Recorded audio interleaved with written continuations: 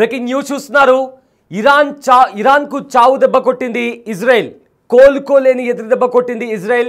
అయితే ఇరాన్లో ఉన్న అతిపెద్ద ఏదైతే ఆయిల్కి సంబంధించిన ఒక పెద్ద క్షేత్రం ఉంటుందో ఆ క్షేత్రం పైన ఇజ్రాయెల్ దాడి చేసింది. ఇది ఇరాన్కు కోలుకోలేని ఎదురు దెబ్బ. అయితే ఇరాన్ ఇంకా ఇజ్రాయెల్ మధ్య భీకర యుద్ధం నడుస్తోంది. ఇరు దేశాలు ఒకరిపైన ఒకరు దాడి చేసుకుంటున్నారు. అయితే ఈ దాడిలోని భాగంగా ఇజ్రాయెల్ ఎక్కువగా ఏవైతే అణుస్థావరాలపైన కూడా ఇరాన్లో ఉన్న అణుస్థావరాలపైన దాడి చేస్తూ వస్తుంది. అయితే బిటీవీ స్క్రీన్ పైన దానికి సంబంధించిన విజువల్స్ కూడా మనం చూస్తున్నాం.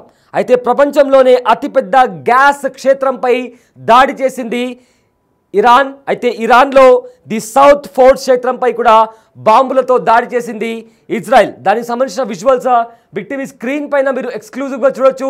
అక్కడ దాడి జరిగిన తర్వాత పెద్దగా పేలుళ్లు సంభవించాయి అండ్ పెద్దగా మంటలు కూడా ఎగిసిపడి అక్కడ దట్టమైన పొగలు కూడా అలుముకున్నాయి. అయితే ఒకసారి ఇజ్రాయెల్ ఆ దాడి చేసి గ్యాస్ స్టేషన్ పైన దాడి చేసిన తర్వాత ఎలాంటి దృశ్యాలు అక్కడ నెలకొన్నాయో ఒకసారి ఆ విజువల్ చూద్దాం.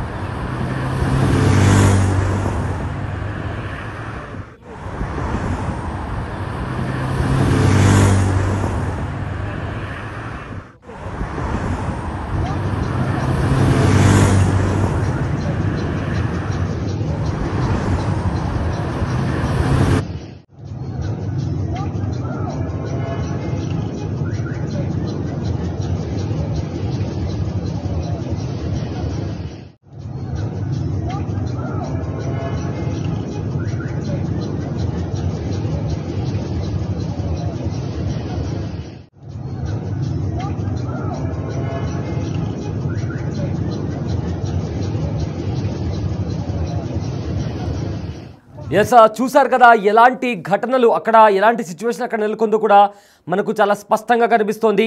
అయితే ఇరాన్ను చావు దెబ్బ కొట్టింది ఇజ్రాయెల్. ప్రపంచంలోనే అతిపెద్ద గ్యాస్ క్షేత్రంపై దాడి చేసింది. అయితే ఇరాన్లోని ది సౌత్ ఫార్స్ క్షేత్రంపై బాంబులతో దాడికి దిగింది ఇజ్రాయెల్. అదేవిధంగా మిసైళ్లతో కూడా మిసైళ్ల దాడితో బాంబుల్లాగా ఆ గ్యాస్ ట్యాంకర్లు కూడా పేలుతున్నాయి. అయితే ఆ ఒక్కచోటే 12 మిలియన్ క్యూబిక్ మీటర్ల గ్యాస్ నిల్వ ఉంది. ఎగ్జాక్ట్గా అక్కడే ఇజ్రాయెల్ దాడులు చేసింది. అయితే ఈ కేంద్రం నుంచే ఇరాన్కు 66% గ్యాస్ సరఫరా అవుతుంది. అదేవిధంగా పలు దేశాలకు 77 మిలియన్ టన్నుల గ్యాస్ సరఫరా చేస్తుంది ఇరాన్. అయితే అణుశుద్ధి కేంద్రాలపై కూడా ఇప్పటికే దాడి చేసింది ఇజ్రాయెల్. గ్యాస్ నిల్వ కేంద్రంపై దాడితో ఇరాన్కు ఆర్థికంగా చావు దెబ్బ అని చెప్పుకోవచ్చు. అయితే విద్యుత్ సంక్షోభాన్ని ఎదుర్కొంటుంది ఇరాన్.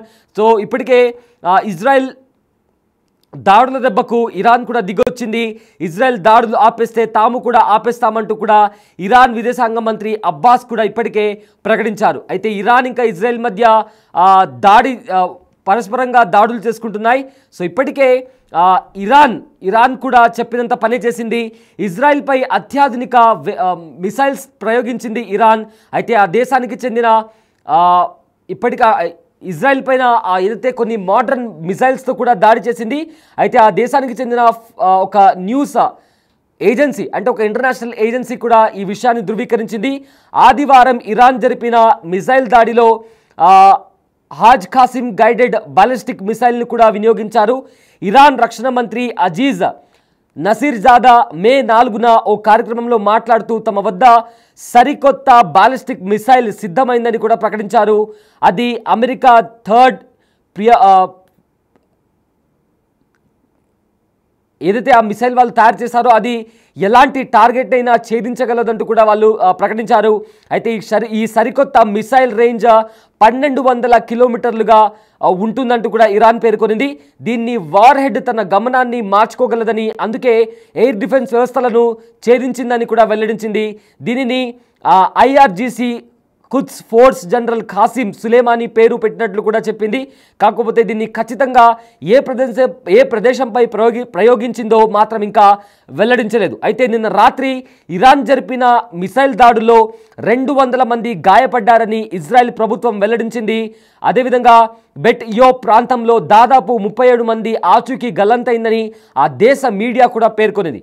ఇక ఇరాన్తో మొదలైన సంక్షోభం కొద్ది రోజుల్లో ముగిసే విషయం కాదని కూడా అమెరికా అదేవిధంగా ఇజ్రాయెల్ అధికారులు కూడా వెల్లడించారు. దీనికి కొన్ని వారాల సమయం పట్టొచ్చన్నారు. అయితే ఇజ్రాయెల్ చేపట్టిన ఆపరేషన్కు అమెరికా అనుమతి పరోక్షంగా లభించినట్లు కూడా వారు పేర్కొన్నారు. సో దీంతో ప్రజెంట్ 2 దేశాల మధ్య భీకర పోరు నడుస్తోంది. అయితే ఇరాన్ ఇజ్రాయెల్ దేశాల మధ్య యుద్ధం పీక్స్కు చేరింది. ఆపరేషన్ రైజింగ్ లయన్ పేరుతో ఇజ్రాయెల్ భీకర దాడులను చేస్తుంది.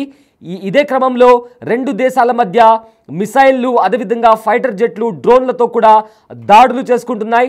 ఇజ్రాయెల్ బెదిరింపులకు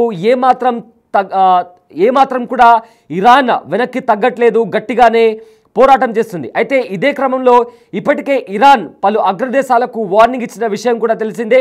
ముఖ్యంగా అమెరికా, బ్రిటన్, ఫ్రాన్స్లు ఇజ్రాయెల్కు మద్దతుగా రంగంలోకి దిగితే తీవ్ర పరిణామాలుంటాయని కూడా ఆ దేశ సైనిక స్థావరాలు అదేవిధంగా మిలిటరీ బలగాలను టార్గెట్ చేయాల్సి వస్తుందని ఇరాన్ ఇప్పటికే హెచ్చరించింది. ఇదే క్రమంలో 2 దేశాల మధ్య భీకర దాడులతో మిడిల్ ఈస్ట్లో పెను విధ్వంసం నడుస్తోంది. మరోవైపు ఇరాన్లో ఉన్న న్యూక్లియర్ ప్లాంట్స్ దగ్గర కూడా ఇజ్రాయెల్ భారీ ఎత్తున దాడులు చేస్తుంది. ఇరాన్ సైతం ఇజ్రాయెల్ రాజధానిపై దాడులకు దిగింది. దీంతో పశ్చిమాసియాలో కల్లోలం వల్ల 3వ ప్రపంచ యుద్ధం వస్తుందా అంటూ ప్రపంచవ్యాప్తంగా ఆందోళనలు వినిపిస్తున్నాయి. అయితే ఈ నేపథ్యంలో అమెరికా ప్రెసిడెంట్ డొనాల్డ్ ట్రంప్ ఇరాన్కు మాస్ వార్నింగ్ కూడా ఇచ్చారు. సో ఇరాన్ రక్షణ మంత్రిత్వ శాఖ ప్రధాన కార్యాలయం అదేవిధంగా అణు ప్రాజెక్టుపై ఇజ్రాయెల్ భీకర దాడుల తర్వాత అమెరికా ప్రెసిడెంట్ డొనాల్డ్ ట్రంప్ చేసిన వ్యాఖ్యలు ప్రస్తుతం ప్రాధాన్యత సంతరించుకున్నాయి. డొనాల్డ్ ట్రంప్ మాట్లాడుతూ ఒకవేళ తాము యుద్ధంలో దిగితే వార్ వన్ సైడ్ అవుతుందని ఇరాన్కు హెచ్చరికలు జారీ చేశారు. ఒకవేళ అమెరికాపై ఇరాన్ దాడికి పాల్పడే దుస్సాహసమే చేస్తే చరిత్ర పుటల్లో కని విని ఎరుగని రీతిలో ఇరాన్పై విరుచుకుపడతామని డొనాల్డ్ ట్రంప్ తీవ్ర స్థాయిలో హెచ్చరించారు. ఇరాన్ తమను ఏ విధంగా దాడులు చేయడానికి సాహసం చేసినా కూడా అన్ని రకాలుగా ఎదుర్కొని అమెరికా సాయుధ దళాల సత్తా ఏంటో చూపిస్తామంటూ కూడా ట్రంప్ తన సోషల్ మీడియా ఖాతాలో కూడా పోస్ట్ చేయడం జరిగింది. అయితే ఈ ఘటన ప్రపంచ దేశాలని మరింత కలవరపెట్టేదిగా మారింది. అదేవిధంగా ఇరాన్ ఇజ్రాయెల్ మధ్య తాను సులభంగా ఒప్పందం కుదిర్చి ఈ యుద్ధంకు ముగింపు పలకాలని భావిస్తున్నట్లు కూడా ట్రంప్ పేర్కొన్నారు. మరోవైపు దేశంలో ప్రస్తుతం నెలకొన్న యుద్ధం పరిస్థితుల వల్ల ప్రధాని నేతన్యాహు తమ కుమారుడి పెళ్లిని సైతం వాయిదా వేసుకున్నట్లు ఆ దేశంలోని పలు అంతర్జాతీయ మీడియా కథనాలు కూడా చెప్తున్నాయి.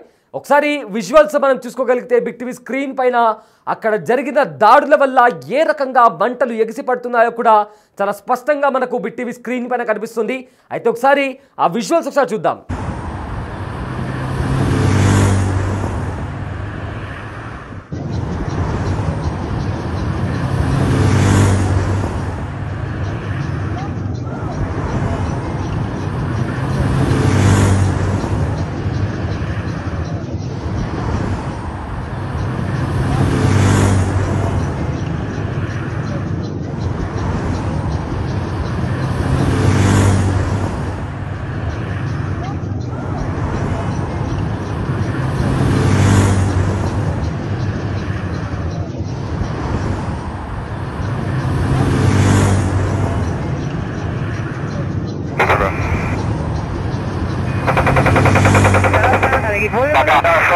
Apalah.